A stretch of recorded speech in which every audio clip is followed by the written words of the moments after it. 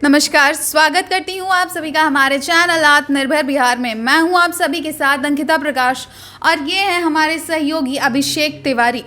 बिहार में विधानसभा चुनाव नज़दीक है। अब ऐसे में सभी पार्टियों ने अपनी अपनी तैयारियां शुरू कर दी है।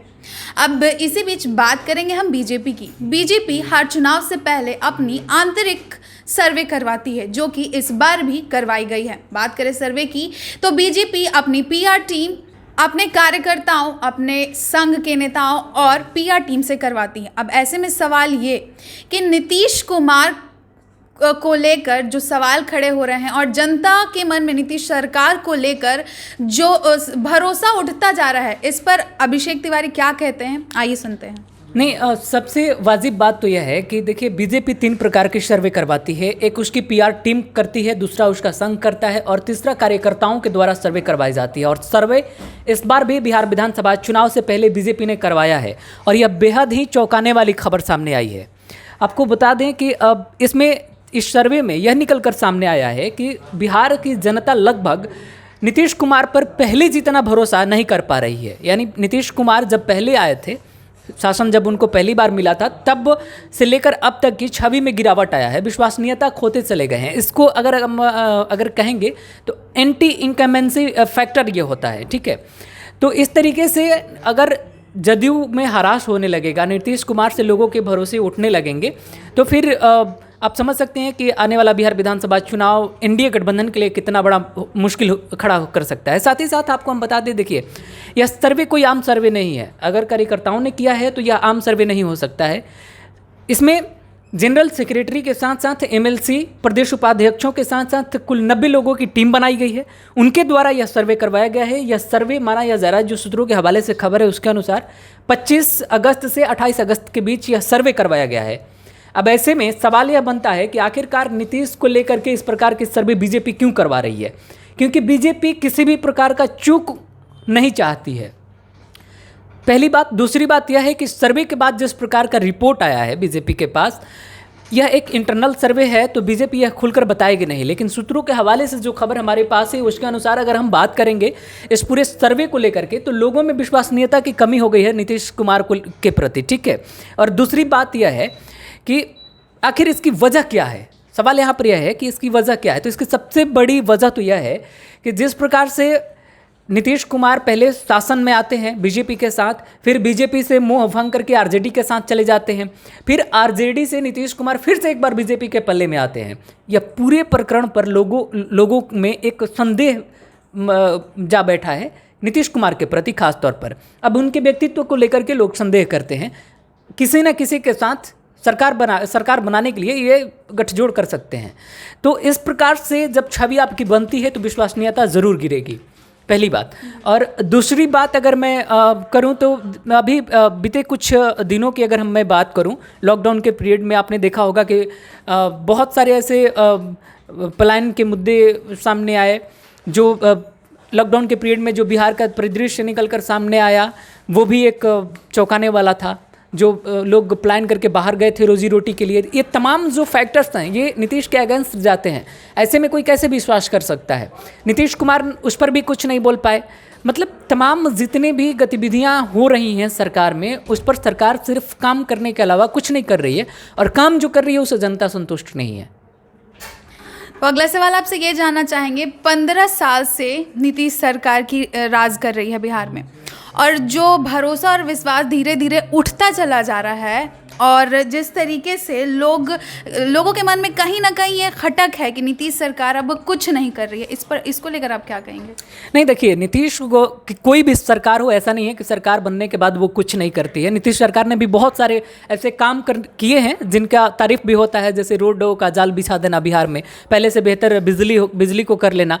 ये तमाम जो चीज़ें हैं ये बिहार के लिए एक सार्थक पहल कही जा सकती हैं। लेकिन हाँ, विकास के नाम पर जनता खुश नहीं है, यह बात भी सच है। जनता इसलिए नहीं खुश है कि विकास के नाम पर जितने वादे किए गए हैं उतने इरादे के साथ पूरे नहीं किए गए। इससे जनता में नाखुश है। और जनता लगातार, देखिए, जनता को क्या चाहिए? बुनियादी चीज़ें चाहिए। 7 निश्चय योजना लेकर के आए नीतीश कुमार, फ्लॉप है। अब ग्राउंड जीरो पर अगर जाएंगे तो आपको स्पष्टता झलकेगी कि 7 निश्चय के तहत जितने भी काम हुए हैं उन सब की क्या परिदृश्य है अभी बिहार में। अगर नल जल योजना की हम बात कर लें तो घरों तक पानी पहुंचाना नीतीश का यह लक्ष्य रहा है, लेकिन क्या सबके घरों तक पानी पहुंच गया है? लेकिन बहुत सारे ऐसे समस्याएं हैं सामने नीतीश कुमार के सामने अभी।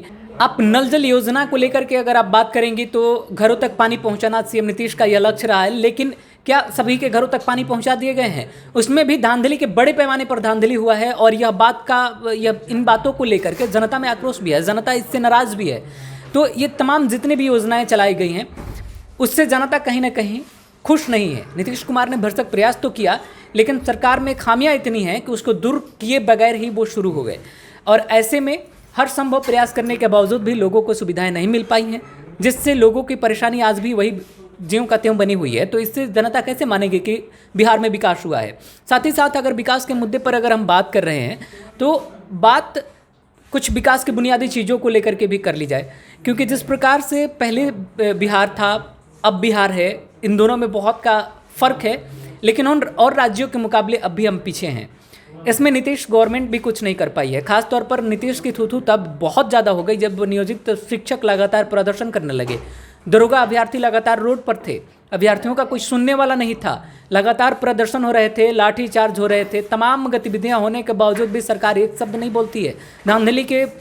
धांधली का आरोप लगता है, साक्ष्य बच्चे प्रस्तुत कर रहे हैं, लेकिन फिर भी कोई सुनवाई नहीं। सरकार अपनी तरफ से अपनी दलील पेश करने में लगी रहती है। यानी पूरे 5 साल में जिस प्रकार से देखिए अभी क्या है कि लगभग एक और सर्वे है, मैं जिक्र करना चाहूँगा। उस सर्वे के हिसाब से बिहार अभी युवाओं से लबालब भरा है। तकरीबन 57 या 58% बिहार में युवाओं की श्रेणी है। ऐसे में अगर युवाओं की बात को लेकर सरकार गंभीरता नहीं दिखाएगी तो सरकार को खमियाजा भुगतना पड़ सकता है। और यह सिर्फ चुनावी एजेंडा नहीं होना चाहिए, क्योंकि बिहार अब समझदार है। तो इस तरीके से आप इन सारी गतिविधियों के साथ अगर आप देखेंगे तो बिहार में किसी भी पैमाने पर नीतीश कुमार फेल नजर आते हैं जनता की नज़रों में। भले ही अपनी तरफ से सरकार दावे कर ले, सरकार लाख आंकड़े पेश कर ले, लेकिन जनता की नज़र में आप अब भी सरकार कहीं ना कहीं फेल है। और तमाम योजनाओं में हो रही बड़े पैमाने पर धांधली की अगर हम बात कर ले तो उन तमाम चीज़ों को लेकर के जनता में एक आक्रोश भी रहता है, और वो आक्रोश तो अब विधानसभा चुनाव में हो सकता है देखने को मिले। अगर बिहार के पास दूसरा ऑप्शन ना हो तो वो एक अलग बात है। आखिरी सवाल आपसे ये, चिराग पासवान एलजेपी के अध्यक्ष, वो युवाओं को लेकर काफ़ी ज़्यादा एक्टिव हैं और लोग उन्हें काफ़ी ज़्यादा पसंद भी कर रहे हैं। अब ऐसे में लगातार एलजेपी और जेडीयू के बीच में तानातनी काफ़ी ज़्यादा तेज़ होती जा रही है, और जिस तरीके से लगातार चिराग पासवान नीतीश सरकार के ऊपर सीएम नीतीश के ऊपर सवाल खड़े कर रहे हैं, इसके बाद अब जनता क्या सोचती है, क्या प्रभाव पड़ेगा एलजेपी अध्यक्ष चिराग पासवान को लेकर, और इस पर आप क्या कहेंगे? नहीं, देखिए, चिराग पासवान को जब से एलजेपी का सुप्रीमो बनाया गया है तभी से चिराग पासवान एक अलग रणनीति के साथ काम कर रहे हैं, और चिराग के साथ लगभग युवा ही वर्ग है, और उनके ऊपर उनके पिता का सह भी है। पिता की तरफ से उनको खुली छूट है। आप अपनी पार्टी को जैसे बेहतर बनाना चाहते हैं आप उसके लिए स्वयं निर्णय ले सकते हैं। पहली बात उनकी पार्टी की छवि देखिए बिहार में कितनी है, उनके कितने विधायक हैं सरकार में, और क्या उनको कहीं कोई मंत्री पद मिला है? नहीं। तो पार्टी की छवि बिहार में बेहतर बनाने के लिए यह चिराग पासवान की एक रणनीति है। कोरोना काल से पहले अगर हम चलेंगे तो चिराग पासवान बिहारी फर्स्ट यात्रा पर निकले। उसकी मेन वजह क्या थी? वो लगातार जब यात्रा पर निकले थे तभी से सीएम के खिलाफ लगातार मोर्चा खोल दिए, सीएम से सवाल पर सवाल, पत्र जारी करना शुरू कर दिया, पत्रों के माध्यम से सवाल का सिलसिला यहाँ तक बढ़ गया है कि दोनों एक दूसरे को मानते हैं कि हमारा गठबंधन उनके साथ नहीं है। अब मीडिएटर बीच में बीजेपी। आज जेपी नड्डा बिहार दौरे पर हैं। जेपी नड्डा की कल मुलाकात सीएम नीतीश के साथ होने वाली है। चिराग के मुद्दे पर अहम बातचीत भी होगी, यह तो फिक्स है कि होगी। लेकिन सबसे बड़ा सवाल तो यह है कि आखिरकार चिराग पासवान ने सीएम नीतीश के खिलाफ ही बिगुल क्यों फूंक दिया? उनकी अपनी पार्टी की छवि को सुधारना था। पहले सुधारने के लिए चिराग ने मौके की तलाश में निकले और मौका उन्हें मिला। उस दरमियान आप देखिए नियोजित शिक्षकों का मुद्दा भड़क पड़ा था, किसानों के साथ समस्याएं हैं, वो भी किसान लगातार प्रदर्शन कर रहे थे, बच्चे रोड पर प्रदर्शन कर रहे थे, दरोगा अभ्यर्थी का मैं बात कर रहा हूँ। तमाम तरीके के प्रदर्शन सरकार के खिलाफ लगातार हो रहे थे और सरकार इस पर बिल्कुल चुप थी। सरकार के ना कोई मंत्री जवाब दे रहा था, ना ही सरकार अपने तरफ से किसी भी प्रकार का सकारात्मक पहल कर रही थी। इन तमाम मुद्दों को लेकर चिराग भुनाने लगे और चिराग धीरे धीरे धुआं जैसे उठता है ना, धीरे धीरे उठ के युवाओं के लिए चहेते बन गए, उभरने लगे बिहार में। चिराग की पार्टी को एक मजबूती मिलने लगा, युवाओं का समर्थन मिलने लगा। नियोजित शिक्षकों ने चिराग से जब मुलाकात की थी, उस दरमियान नियोजित शिक्षकों को चिराग पासवान ने वादा कर दिया कि हम आपकी मांगों को अपने मैनिफेस्टो में शामिल करेंगे, जबकि नीतीश गवर्नमेंट उस टाइम चुप थी। नीतीश कहिए या फिर पूरा जदयू खेमा चुप था, कुछ नहीं बोल रहा था। फिर बाद में भले ही समझौता हो गया हो। इसके बाद अगर दरोगा अभ्यर्थी का आज भी प्रदर्शन लगातार जारी है। किसानों के जो अगर हम बात करें पैक्स अध्यक्षों पर अगर आए तो ना अनाज खरीदे जाते हैं, ना उनको सही रेट में बेचे जाते हैं। ये तमाम जो बुनियादी चीज़ें हैं उसको चिराग उठाना शुरू कर दिए और चिराग बिहार के लिए चिराग हो गए। अब चिराग समझिए एनडीए में भभकते चिराग हैं और उनको अब अपने पिता का सह भी मिल रहा है। ऐसे में चिराग किसी मूड में समझौता करने में सक्षम नहीं नज़र आ रहे हैं, क्योंकि जिस प्रकार से लगातार चिराग बुनियादी चीज़ों को उठा रहे हैं, इससे बीजेपी भी अवगत है। और बीजेपी इन तमाम गतिविधियों के बीच, बीजेपी इतनी बड़ी और अनुशासनात्मक पार्टी है, उसने सर्वे करवाया। उसको किसी से नहीं मतलब, ना जदयू से मतलब है, ना ही एलजेपी से मतलब है। खास तौर पर इस मुद्दे पर, दोनों के बीच जो कटाक्ष हो रहा है इस मुद्दे पर, उसने अपना एक सर्वे करवाया और उसके आधार पर वो रिपोर्ट तैयार कर चुकी है कि आखिरकार हमें क्या करना है। बावजूद इसके एनडीए के लगभग सभी घटक दल लगातार यह कह रहे हैं कि हम सीएम नीतीश के चेहरे पर ही चुनाव लड़ेंगे। लेकिन अब आगे आने वाला बिहार विधानसभा का चुनाव नीतीश के लिए भी कठिन होने वाला है। सरकार के मंत्री महेश्वरी हजारी प्रसाद का इस पर भी एक बयान आया है इस सर्वे के आने के बाद कि यह सर्वे भले ही बीजेपी ने करवाया हो, लेकिन इस सर्वे को हम नहीं मानते कि नीतीश की जो छवि है वो या फिर विश्वसनीयता वो कम हुई है। अब विपक्ष इस पर कटाक्ष कर रहा है।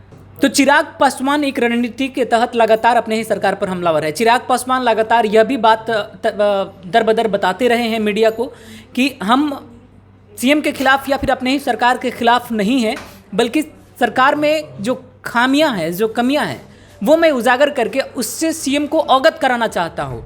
लेकिन अगर आखिरी इंटरव्यू की अगर मैं बात करूं तो एक चैनल को दिए गए इंटरव्यू में चिराग ने कहा है कि हमसे सीएम नीतीश कुमार बात तक नहीं करते हैं।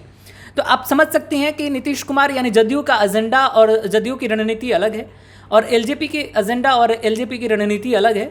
जबकि चिराग पासवान की जो मेन वजह है मुखालफत की वो तो यह है कि उनको सीट शेयरिंग में ज़्यादा सीटें चाहिए पहली, और दूसरी सबसे अहम बात जदयू की सरकार है। जदयू ने एनडीए गठबंधन की सरकार है बिहार में, लेकिन जदयू का ही एजेंडा बिहार में चलता है। कैसे बिहार को चलाना है, कैसे बिहार का विकास करना है, इन तमाम गतिविधियों को लेकर के सिर्फ जदयू ही एजेंडा बनाती है। यह आरोप हम नहीं, चिराग पासवान लगाते हैं। उनका मानना है कि अगर हम घटक दल हैं तो एजेंडा सभी का होना चाहिए, ना कि सिर्फ जदयू अपना एजेंडा बिहार में लागू करे। मुखालफत वहीं से शुरुआत हुई मुखालफत की, और देखने वाली बात है कि जब सीएम नीतीश के साथ जेपी नड्डा की मुलाकात होगी तो क्या बातचीत होगी, चिराग के मुद्दे पर क्या होगा। क्योंकि पिछली बार लोकसभा चुनाव में भी एलजेपी और जदयू में जब खटास आया था, उस टाइम बीजेपी के राष्ट्रीय अध्यक्ष अमित शाह हुआ करते थे। अमित शाह ने बचाव किया और मान मनोहल के बाद दोनों फिर साथ आए और चुनाव लड़ा था लोगों ने। लेकिन इस बार का मुद्दा अलग है, इस बार बिहार का चुनाव है स्पेशली, और ऐसे में चिराग बैकफुट पर जाने वाले नहीं दिख रहे हैं अभी। ऐसा कोई हो सकता है वो कभी भी कोई बड़ा निर्णय भी ले सकते हैं, यानी गठबंधन तोड़ने का भी निर्णय ले सकते हैं चिराग। तो इस तरीके के कयास लगाए जा रहे हैं, लेकिन ऐसा होगा नहीं, होगा वही जो बीजेपी चाहेगी। क्योंकि जदयू भी अपने तरफ से पला झाड़ चुकी है, बीजेपी के साथ है, और एलजेपी भी अपने तरफ से लगभग पला झाड़ चुकी है। क्योंकि अशरफ अली का अभी कुछ ही दिन पहले बयान आया था कि जदयू ने इस तरीके से बयान देकर हमारे ऊपर उपकार किया है। मतलब अब जब स्पष्ट कर चुकी है एलजेपी भी कि जो बिहारी फर्स्ट मिशन के साथ नहीं, उसके साथ एलजेपी नहीं। तो एलजेपी पूरे बिहार की जनता को यह बताना चाहती है कि बिहारी फर्स्ट मिशन है क्या और हम क्या चाहते हैं। लगातार यह भी मांग उठाया जाने लगा था बीच में कि उम्मीदवारी घोषित को लेकर के चिराग को सीएम उम्मीदवार घोषित कर दिया जाए, जबकि चिराग अभी उतने परिपक्व नहीं है कि वो बिहार को पूरे संभाल सके। चिराग को अभी सिर्फ लोजपा की कमान दी गई है, न कि पूरे बिहार की कमान दी गई है।